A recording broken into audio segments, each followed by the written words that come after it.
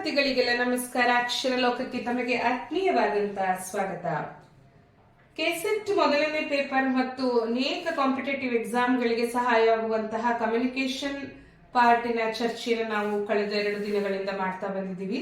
So ಹಾಗೆ ಇವತ್ತು types of communication ಅನ್ನು ನಾವು ಚರ್ಚೆ ಮಾಡ್ತಾ ಹೋಗೋಣ. Today will discuss about types of communication. People communicate with each other in a number of ways.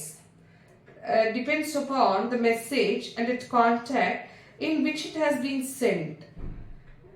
So, types of communication based on the communication channels used are verbal communication and also non-verbal communication. Here, verbal communication refers to the form of communication in which message is transmitted verbally. Communication is done by word of mouth and piece of writing. So, verbal communication is based on written form or oral form. So, verbal communication is further divided into 2 parts, that is oral communication and written communication. So, what is oral communication?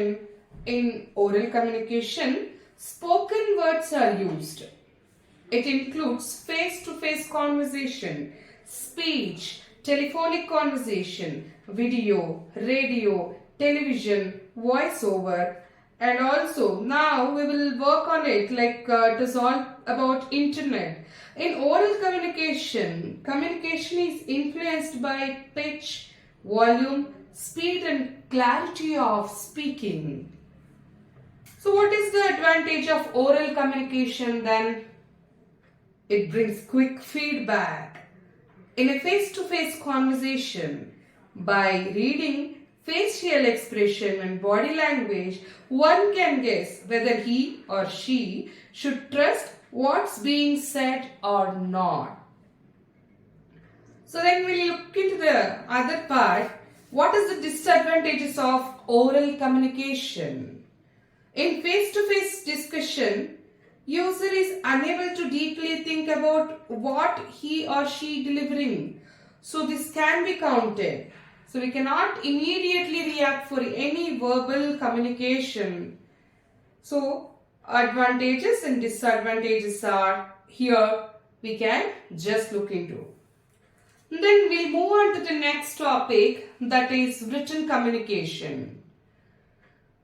In written communication, written signs or symbols are used to communicate.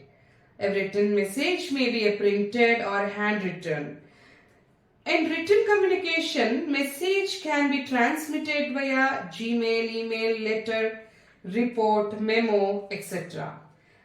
Message also. In written communication, it's influenced by the vocabulary, grammar usage, writing style and clarity of the language we use. Written communication is most common form of communication being used in business, so it is considered core among business skill. This is what we can think about written communication. It is also a record of the conversation or communication, whatever it has been done. So then we'll move on to the next part, advantages of written communication. So what it includes, messages can be edited and revised many times before it actually sent to the particular receiver. Then written communication provides record for every message sent and can be saved for later study. Written messages are enables receivers to fully understand and send appropriate feedback also. So what are the disadvantages of written communication includes? So let us think about it.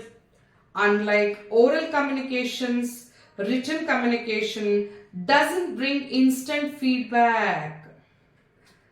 It takes more time to composing a written message as compared to word of mouth.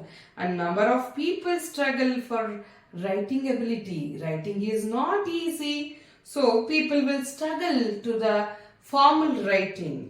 So what are the characteristics of verbal communication then? Verbal communication is very much necessary.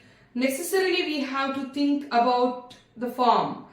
Here, whatever we write, they should be very clear. So that is what we expect, is clarity. And whatever we do, we should be very confident. We should deliver whatever the things should be delivered in the higher confidence level. So clarity and confidence is most important. Clarity and confidence is most important thing here in the characteristic of verbal communication. So clarity is mainly the thing we believe, because whatever we said should be very clear and in the higher level of confidence. The next thing we have to move on to credibility. Whatever we write, we have to believe, trust in that. Then we have to create credibility and consciousness. Whatever we think, that in the level of confidence should be high, and consciously we have to maintain it. Then channel, context, everything should be properly shared with communication purpose. So these are all the characteristics of verbal communication. Here, these are all the types of communication. It is very important for the examination purpose. So I hope you all see the sessions and it will be helpful for you. Subscribe to my channel and be a part of our amazing YouTube community. Thank you all. See you with a lot more topics in the further sessions.